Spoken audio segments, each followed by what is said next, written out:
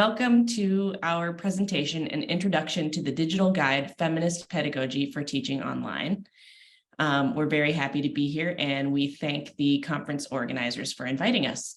My name is Clare Daniel, and I'm an administrative associate professor at Newcomb Institute of Tulane University. And I have been interested in feminist pedagogy since my undergraduate career, when I minored in women's and gender studies and found those courses to be distinctly different in the way that they were taught from many of the other courses that I was taking. And I've continued to have this interest throughout my teaching career. I've taught online for several years and always looking for ways to live the principles of feminist pedagogy in my teaching. Hello, thank you for having us. My name is Jacquelyne Thoni Howard, and I'm an administrative assistant professor at Newcomb Institute of Tulane University. I got involved in feminist pedagogy unknowingly. I minored in secondary education, and a lot of the pedagogy and methods that I enjoyed employing as a teacher were unbeknowingly feminist pedagogy. And so over time, I became an instructional designer and instructional technologist, and I started to learn more about feminist pedagogy and applying cultures of care in the online classroom and thinking about how to center students. And so all of that was drawing on feminist pedagogy approaches. And then I started teaching in online, and then I was able to continue to practice this methodology in real time. So I really appreciate being here. Thank you. Hello, thank you everyone who's viewing this video and participating today. My name is Liv Newman. I am also an administrative assistant professor at Tulane University. However, I am in the Center for Engaged Learning and Teaching, which is Tulane's Center for Teaching and Learning. In addition, I teach sociology courses, both in person and online. I've been teaching online for almost 15 years now. And rooted in my instruction and pedagogy has been an eye towards social justice. And so for me, feminist pedagogy was something that I did implicitly. Many of the tenets that we'll discuss today are ones that are incorporated into my courses. And when I came to learn more about feminist pedagogy more formally, I realized that there was more that I could do to try to enhance the learning experience for my students. And so we're very excited to present our digital guide to you, and we hope that it'll be a very useful resource for you as you continue to develop your own teaching practices around feminist pedagogy.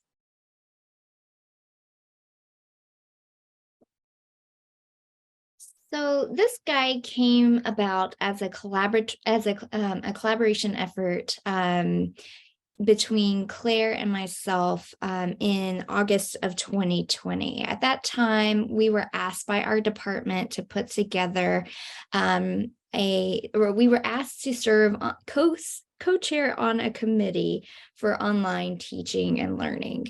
And at that time, we were in the middle of the pandemic, and basically what we were asked to do was to help our fellow instructors navigate online teaching and learning. But during this time, we were also being inundated with a lot of different resources coming from the university itself, coming from other instructors throughout the United States and throughout the world. And so we really were concerned about overreaching and overstepping, because we were ourselves not experts in education. We were experts in our own fields, and we had taught online, but we weren't necessarily experts at that time. And so we decided to focus on what we were experts in, and that was feminist pedagogy. And so as we created a one-stop shop for our colleagues, where we put together a selection of resources to help them think about how they could apply feminist pedagogy principles to their online and hybrid courses at that time. One of our colleagues shared our guide that we had created online through Twitter.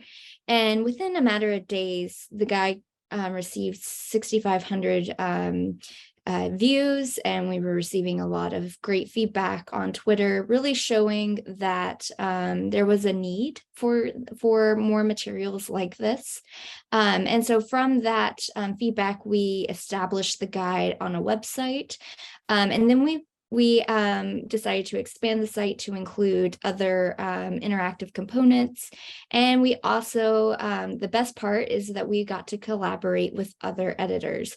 And so we brought on Dr. Naya Bond from the University of Maine, Dr. Liv Newman from CELT at Tulane University, and then we also brought on Enilda Romero Hall and from the University of Tennessee. And, we've really started to, not only build great relationships as editors and colleagues, but, also getting to know other people who care about, centering students and thinking about being good stewards of feminist pedagogy in our classes.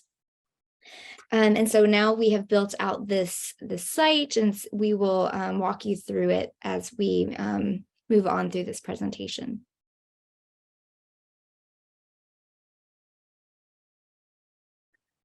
Foundational to everything that is available on this site are two collections of tenets.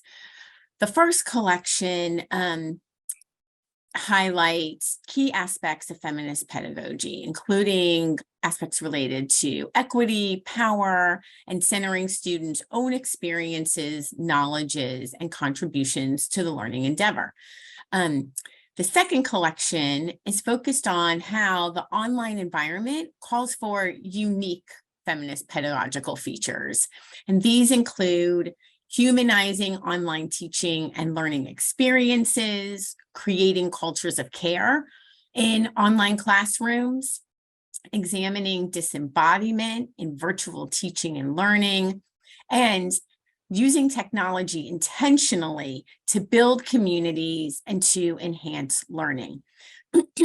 And all of these tenets, both the more generalized collection of tenets around feminist pedagogy and the more specific ones related to online teaching, are rooted in ideas central to liberatory and critical pedagogies. Each of the four aspects of the tenets related to teaching online are particularly important in our current era. And translating these tenets into teaching practices that will foster meaningful and deep learning for students is threaded throughout the Feminist Pedagogy for Teaching Online website, with its numerous resources available to educators worldwide. Jackie is going to share one of the most useful resources that is available. All of the individual resources are listed at the very top of the digital guide. And so you have easy and quick access to whatever particular resource you may be searching for on a particular moment, or if you're just interested in learning more generally about feminist pedagogy and different ways that you can incorporate these principles into your courses, this toolbar at the top of the Feminist Pedagogy guide, digital guide, would be very useful for you. So building on these feminist pedagogical tenets that you can see on the About page or the homepage, if you click on literature and you have an array of different selections. So you can choose to read about literature on feminist pedagogy, online and hybrid courses, how to apply social justice issues to your classes, as well as grading and ungrading. So if you click on feminist pedagogy, this was the original portion of the guide that we created back in August of 2020, and we've expanded it since then, but we have created two sections, one that focuses specifically on feminist pedagogy from the perspective of online, and the other one from feminist pedagogy in a general sense. And the idea is that you can apply this to your online classes, but also we want this to be a resource for traditional, face-to-face, hybrid, workshops, any type of interaction. I apply these principles to my lab. So any type of interaction that you have with students, these materials I have found to be helpful for myself. And so each of our feminist pedagogy resources has its own annotation that goes with it to kind of help guide readers through if these resources are relevant to them.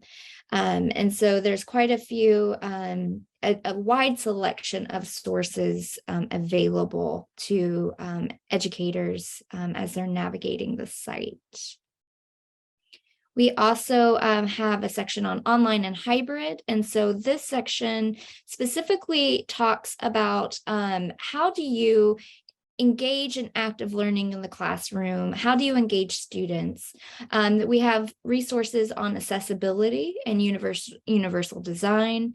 These resources come from many instructional designers who have been, focusing on making our classes and online classes more equitable spaces for all and designed in ways that serves all students or as many students as possible within the online space. We also have a section on creating cultures of care. Because oftentimes online classes feel disembodied because you're not in the classroom sharing space together in traditional ways. And so we thought that would be a really important part of engaging educators in this work. The next section is considering big tech and technology integrations. Oftentimes instructors have a hard time thinking about or don't think about the ethical implications of applying applications and tools in their classrooms, keeping in mind that corporations are often the creators of these tools. And so by integrating tools, you're also giving those corporations data. And oftentimes that data is student data. And so this section helps you think a little bit more about how to do that or how to integrate technology in an ethical way. Let's see here, let's keep scrolling. And then we have a section on general teaching and course development, including some course guides to help you organize your class, how to be a better online teacher from Flower Darby. Let's keep going.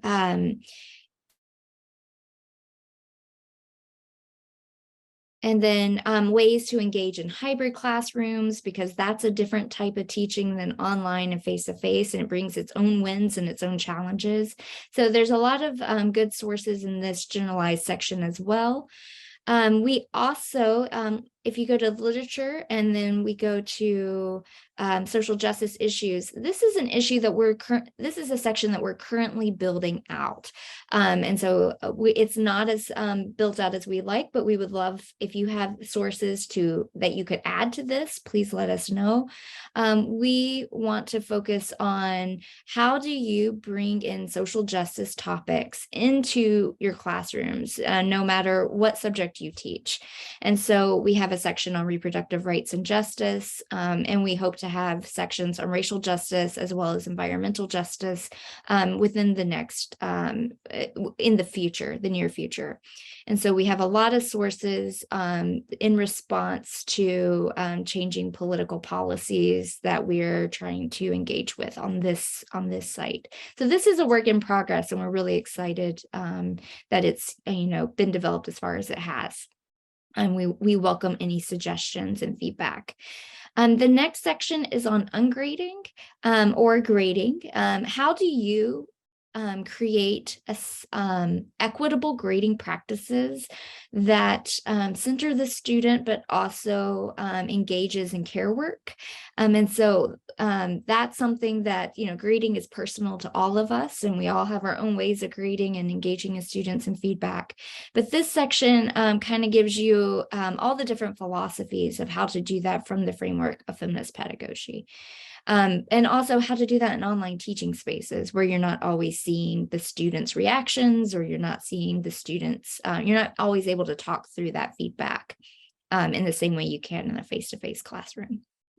We also included a section on ungrading, and this section has a lot of great tools, especially about self-reflection and how to walk students through that self-reflection process, which is not always intuitive.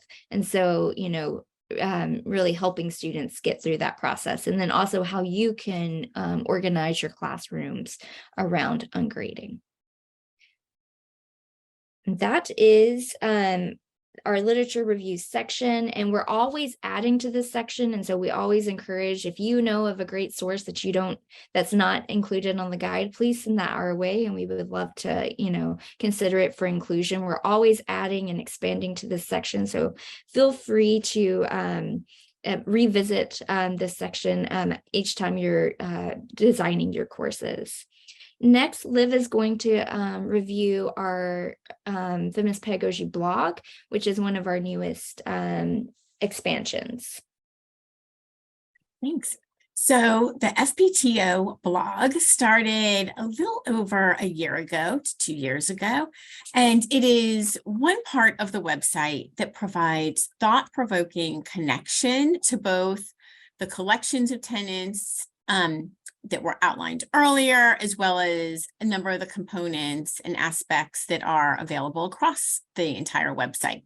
So here within the blog, contributors share the ways in which they approach, consider, and challenge teaching and learning, and the structures in which those activities take place. So as you see from the different article titles, there are articles that focus on conveying insights and information, but beyond that, the blog is a way for the wider community of feminist educators to be connected within the online space.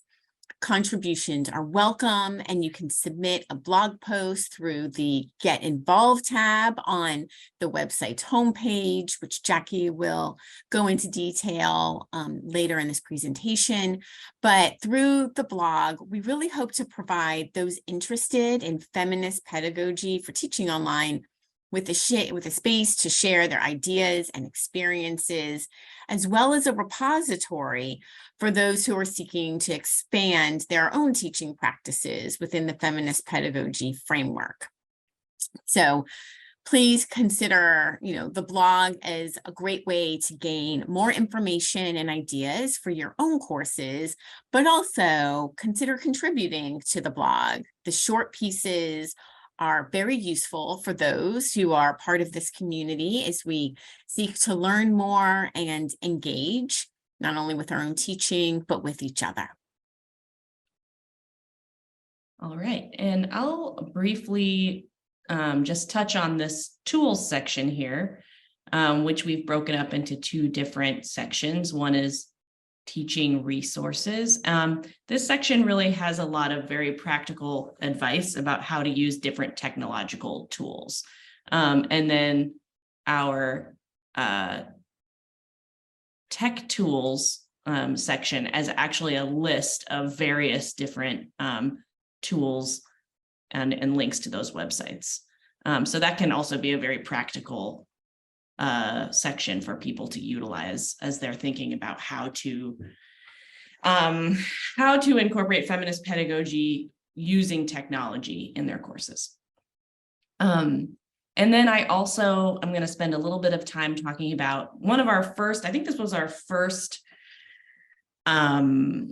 collaborative aspect of the guide, which was conceived of, it's a section that includes annotated assignments. And so the idea here is that we can read and talk all day about these feminist pedagogical tenets and principles and theories and think about them in the abstract, but it's important and very useful, I think, to most people to be able to see how these principles can be applied in a practical example in the classroom, right? So we thought about how could we provide that to people who come and view this website. And one way, in addition to the blog, which kind of came about later, is this idea of having people submit their assignments that they use, that are kind of their effort toward utilizing feminist pedagogy in the classroom, and having them actually annotate the assignments to show viewers and readers how specifically each aspect of the assignment is employing a principle of feminist pedagogy. So, and this is another way in which viewers can get involved if they're interested in submitting an assignment. And there's instructions here on how to do that. But I'm just going to briefly go through, I'll just go through a couple of mine because I've submitted 2 here, just to give you a sense of what these annotated assignments look like and how you might submit your own, and also how you might find them useful, hopefully.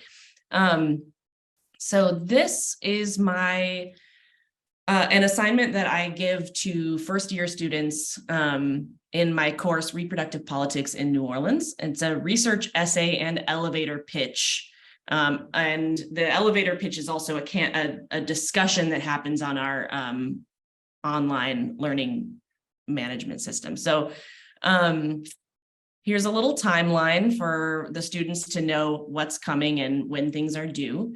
And then you can see here, these comments on the right-hand side are my annotations, where I point out which feminist pedagogical tenet is being employed and how so. So for example, these students are taking this class about reproductive politics in New Orleans, and I've asked them to come up with a reproductive issue that they want to research and learn more about the history of it, specifically through the lenses of one or both of the 2 main frameworks we're using in the class, which are biopolitics and reproductive justice.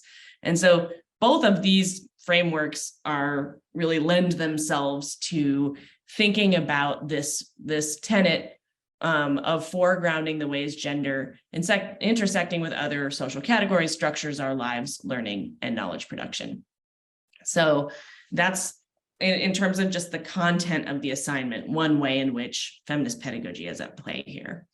Then another way in which it's at play is that students are being, in addition to writing this 3-page paper, they're also being asked to create an elevator speech video about their paper. And in this aspect of the assignment, students are being asked to educate each other, right, about their specific issue that they researched. And so it's employing the tenet of treating students as agentic co-educators. And then you have here the criteria for formatting, the grading criteria is laid out. And then the kind of last couple ways in which this employs feminist pedagogy is that on the one hand, the elevator speech is also asking students to reflect on their own identities and why they chose the reproductive issue that they chose, and to convey that as part of their elevator speech, to sort of illustrate both to themselves in terms of self-reflexivity, but also to others how knowledge production is produced out of our positionalities. And so, again, this is a promoting reflexivity aspect of feminist pedagogy. And then in the discussion part, so they all post their videos and then they all watch each other's videos and they comment on them. It's also promoting cooperative learning. So they're giving each other feedback, they're asking questions to provoke new thinking and perspectives, and carrying on a discussion with minimal interference from the instructor.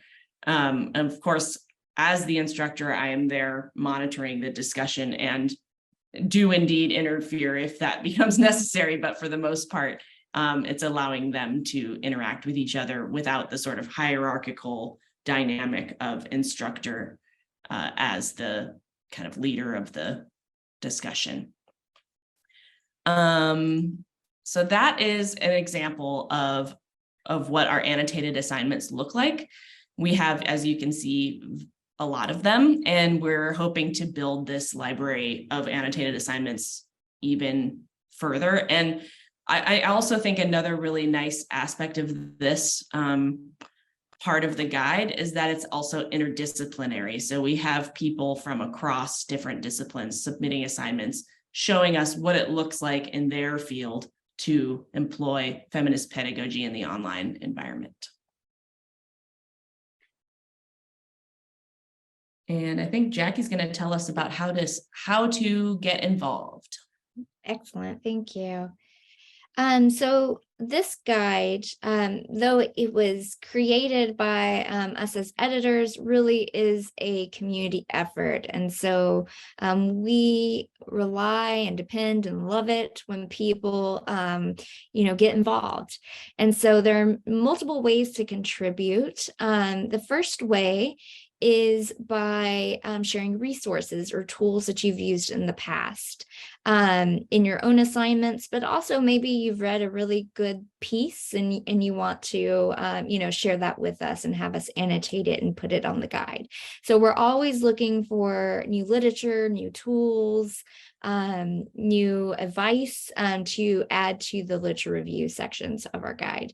We also love it when community members, tell us how they apply feminist pedagogy in their own classrooms. So we have a call for assignments that's always open, where you can make a copy of the template and add your assignment to that template and annotate it and then submit it to us for review.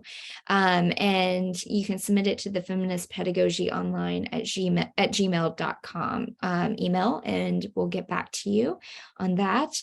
We also have an open call for blog posts.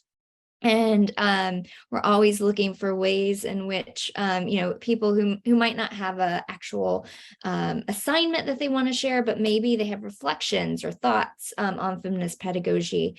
And so if writing, expository writing is more your style, then you can submit a blog post of 750 words or less to that same email account. The blog posts are reviewed by the editors and then goes through a peer review process, and then they are submitted to the guide. You can also stay connected to us through several ways, and one, you can follow the website itself. You can also follow us on Twitter. So our handle is @FemTeachOnline. We also have a LinkedIn page because we don't just focus on academics and scholars. We also want to engage K-12 teachers. We want to engage instructional designers, instructional technologists, system administrators. And so you can also engage with us on LinkedIn through our page there. And then we have our Gmail account as well. There's many different ways to get involved and to communicate with us. And this really is a community effort, and we're always trying to grow out our community. So we love it when people reach out to us and engage in this work. All right. Thank you all so much for joining us today. And thanks again to the organizers for inviting us. If you have any questions at all, you can email this address, feministpedagogyoonline@gmail.com, and we'll be getting back to you right away.